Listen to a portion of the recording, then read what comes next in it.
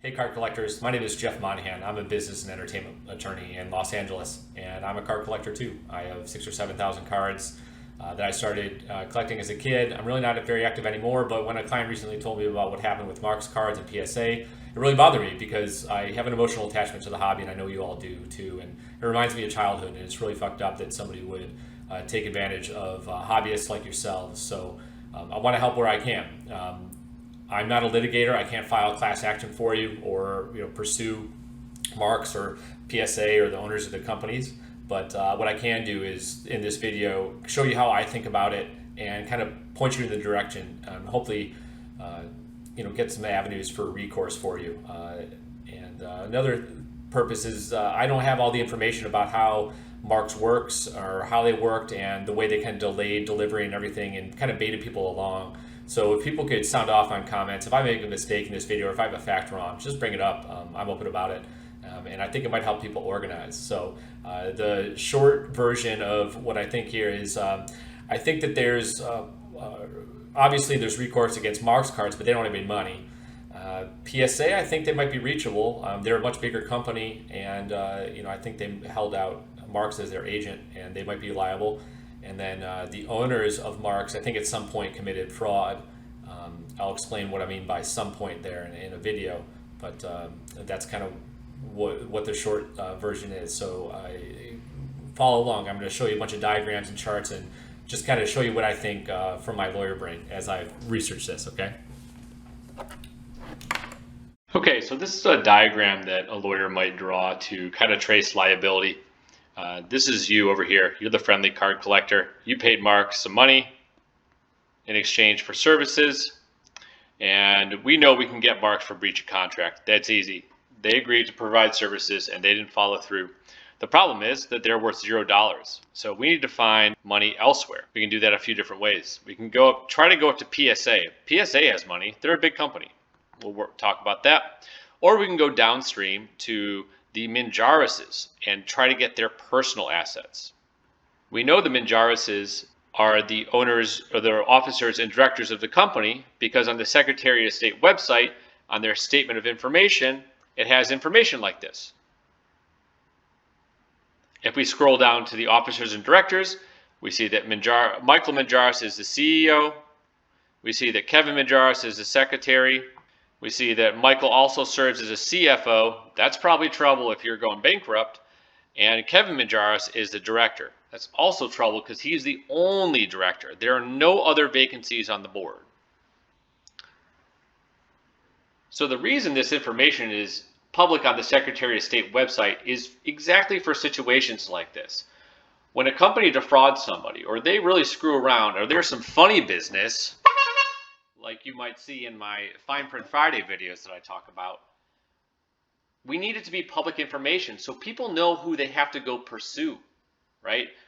It wouldn't be fair if we had these LLCs and corporations and nobody would be able to know where to go find the officers and directors who are leading the entire company, apparently down, into the sewer because they don't have any money, right? We need to be able to find these people. We need a public record of them so people know how to pursue them. So we'd like to get down here to the personal assets of Michael or Kevin, or we'd like to get up to the assets of PSA. Let's talk about PSA first. The reason I have this as a dotted line here and down here is because we're going to need to connect some dots to trace the liability to those parties. In all likelihood, this relationship between Marx and PSA is cut off here by their contract between the two. PSA probably requires their authorized dealers to indemnify them and probably limits their liability against any losses caused by the authorized dealer. However, it could be a way around this under an agency theory or a theory under agency by estoppel. This basically means that we relied on you, PSA. We relied on you. You said these guys were an authorized dealer, and you need to be held accountable for the mistakes they made. Because we never would have gone with Marx if it wasn't for what you said on your website, holding them out to be your agent, holding them out to be an authorized dealer that we never would have chose if it wasn't for that. The way you prove agency and any other fact in court is through jury instructions. I'll just spend a second on this.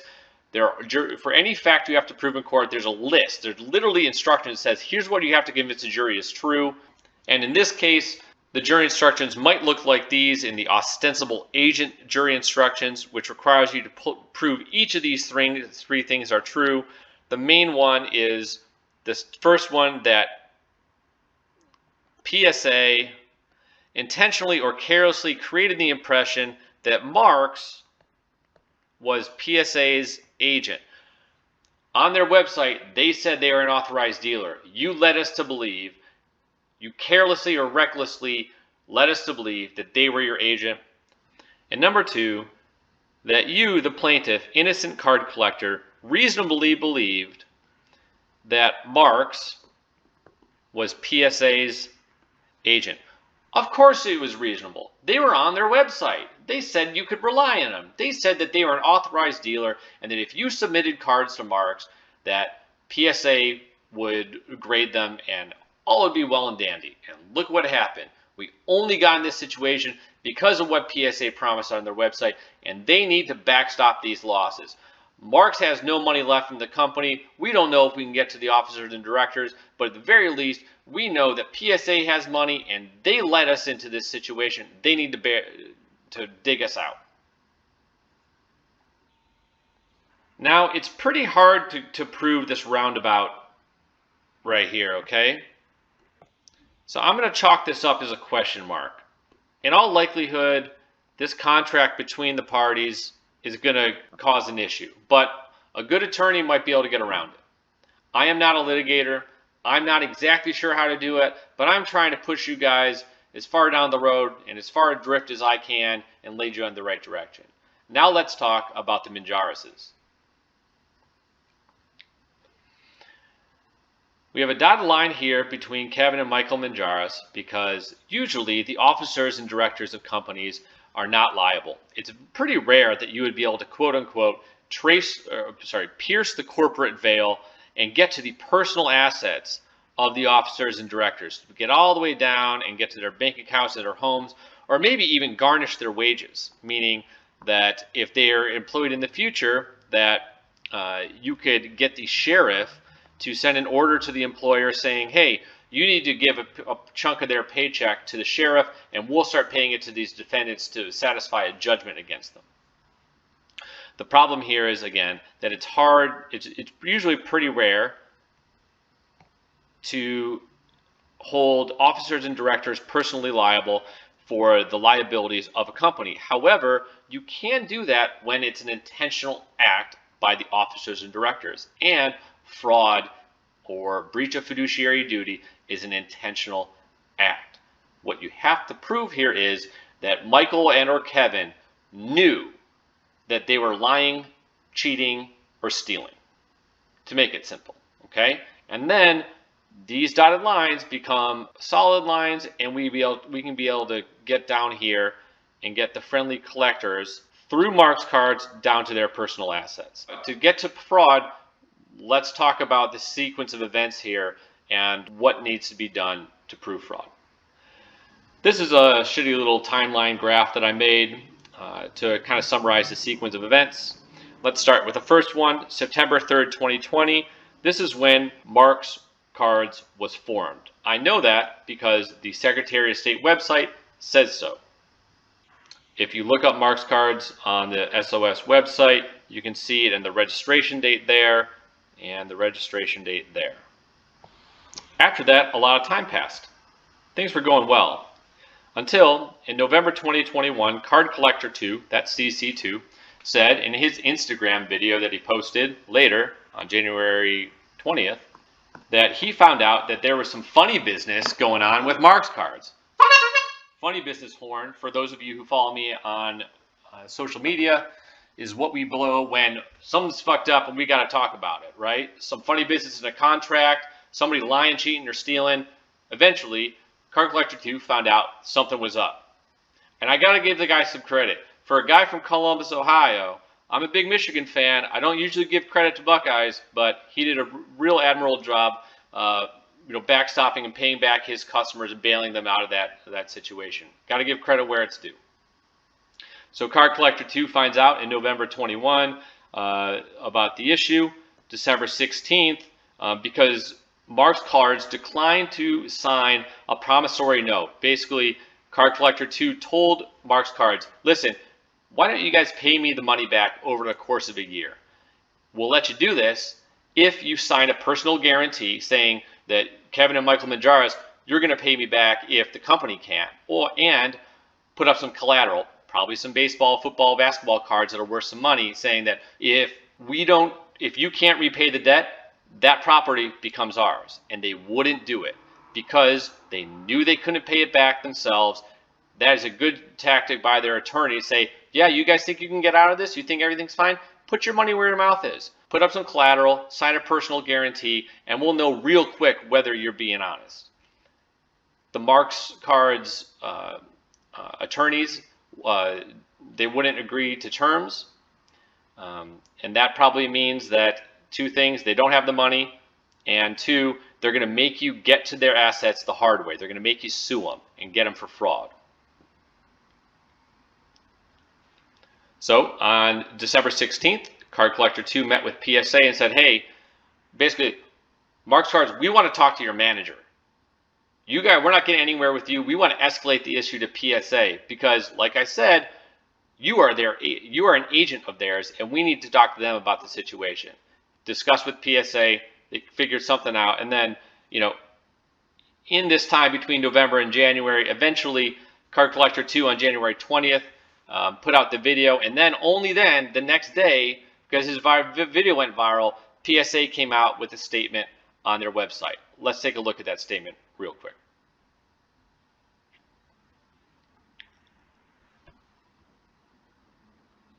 Here's the statement they put out. The first sentence rubbed me the wrong way. This is an unfortunate incident, and our top priority is protecting the collectors. Unfortunate incident, dude. This wasn't an earthquake. This wasn't an accident. This wasn't a slip and fall. This wasn't a car accident. This was a catastrophic sequence of events that was absolutely preventable. The owners of Marx Cards had to have known at some point that everything was going south, and they kept taking money and kept saying that they would deliver cards and kept backing everybody up after they submitted. Unfortunate incident. I don't know if I agree with that verbiage, but that's beside the point. They later say in the statement, we will be making changes to our group submitter requirements, including a new order upfront deposit. Should have been doing that anyways, and more robust policies around late payments. Where have you been all this time? We will also be requiring all group submitters to bring their accounts current. How many of these people are there?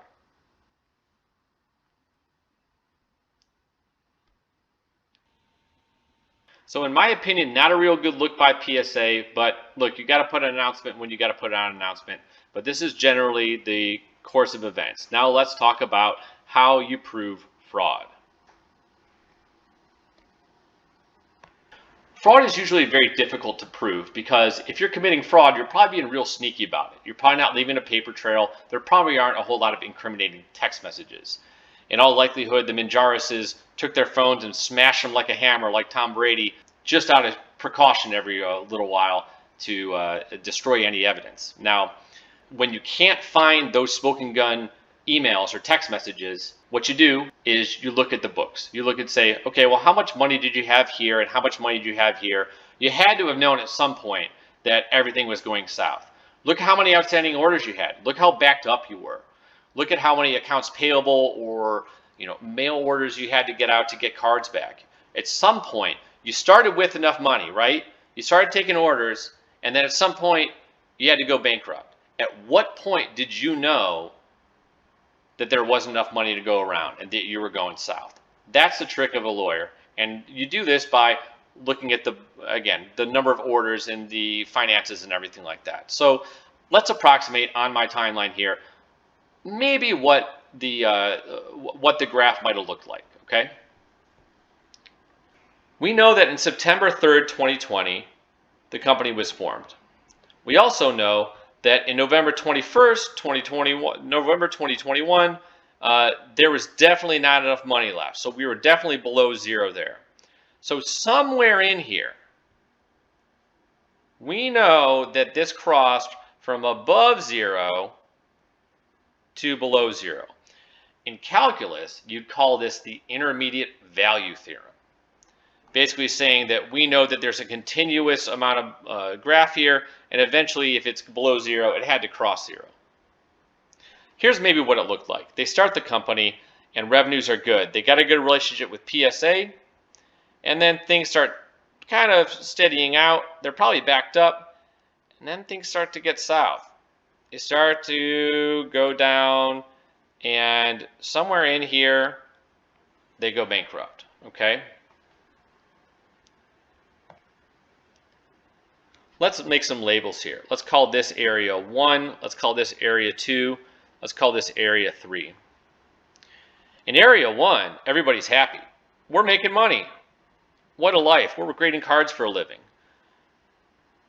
In between here, let's call this A. You're still pretty happy.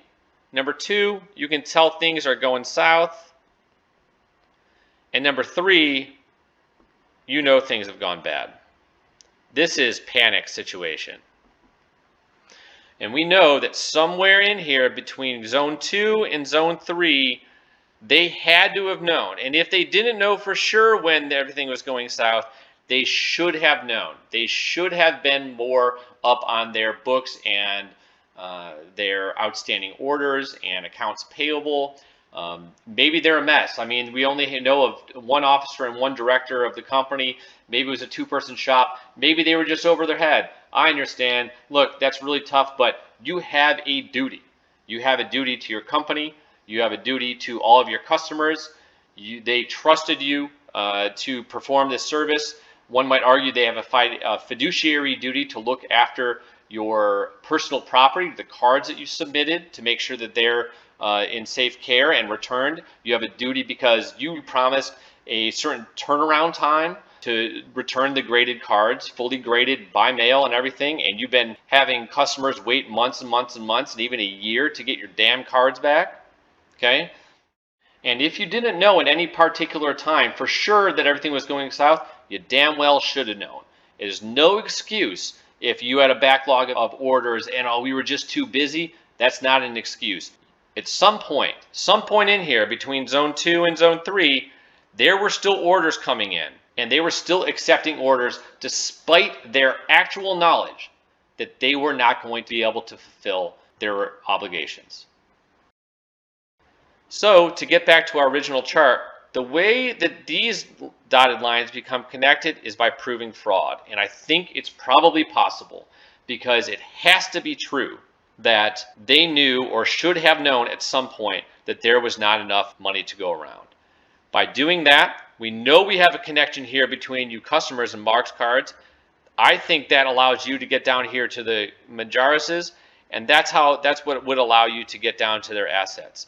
I certainly hope that we can take a roundabout way by agency theory and get to PSA and their assets up here, but that's going to be pretty tough to do. PSA has a lot of money. They probably have really good lawyers. It's probably going to be a real ugly court case, but it could be done. Now, the last part of this is, what can you do about it? What can you actually get back? Well, we know you can get a judgment for the amount of money that they owe, the refund, okay? You probably are pissed off that they had these cards for an entire year, and you might think, I could have sold my cards for a shit ton more money if you had just returned the cards, even if they weren't graded. If you just sent them back to me, I would have been able to sell them for more money. And I want to hold you, Marx Cards, and you, PSA, I want to hold you accountable for the damages, for the amount of money that I missed out on. Well, I got bad news for you. That's really hard to do in court. The reason is because it's very difficult to prove those damages. You can't prove that your card certainly would have sold, that it would have sold for a certain price, and even then, I would argue from their point of view that, well, if there are that many more cards in the market, if they had returned them all, then that would have diluted the market and deflated prices. So if you're hoping or you want to get money back from Marx for the amount of money that you missed out on, look, I hear you, very human emotion. I'd be pissed off too. From a legal standpoint, it's not going to happen. You have to take that one on the nose, okay? So you can get a refund. You can't get speculative damages like that. For fraud, however, you probably can get a judgment for punitive damages. A litigator would know better than I would, but punitive damages are awarded basically to penalize fraudsters from doing it again. So it might be a judgment 1 or 2 times as much as they owe, and that could be taken against their personal assets, their bank accounts, future wages, etc. You have to really screw up to do punitive damages, but in fraud cases, because it's an intentional, they lied, cheated, or stealed, we need to penalize people who do that. That's a possibility. As for criminal charges, I really don't know. I don't know much about criminal law. Usually you have to, it'd be hard to prove, and I'm not sure that a district attorney or attorney general would be willing to commit that type of public resources to pursue a fraud like that, but it's certainly possible. So to summarize here, you definitely can get recourse against Marx. The problem is they don't have any money. You might be able to get upstream against PSA because they held Marx out on their website to be an authorized dealer. And you would have a decent argument that PSA should be responsible for the wrongdoings of Marx. You'd have an even better argument to say that Kevin and Michael Manjares, the officers and directors of Marx Cards, committed fraud. It just has to be true that at some point they knew or should have known, or they negligently just stuck their head in the sand and didn't look at their books and records. There's no excuse that you were too busy, you had too many orders to fulfill. At some point they had to have become aware that they didn't have enough money to pursue these. And you card collectors, you guys need to talk amongst yourselves and figure out a way to unite and go against them. This is a hobby we all care about. I've got an emotional attachment to it. It reminds me of childhood. It reminds me of happy days. And when people like this kind of come in and screw up an industry, man, I just don't have any sympathy for you anymore. And I really hope that this video helps you guys discuss. Please leave comments. I may have facts incorrect here. I don't know everything. I'm not that familiar with the industry. So please chime in the comments and let me know if I got anything wrong. Please like, subscribe, and follow. I have a fun YouTube and Instagram series every week called Fine Print Friday. Be careful, you might learn something. It's just a minute every week talking about the fine print and contracts and what you might look over. And I hope that this video has provided some value to you guys, and I hope you'd spread it around your community, because I do care about card collectors. I think you're a great people, and I have a soft spot for the hobby. So that's all for now. I can do a follow-up video. Just sound off and let me know what else I can help with. Thanks, everybody.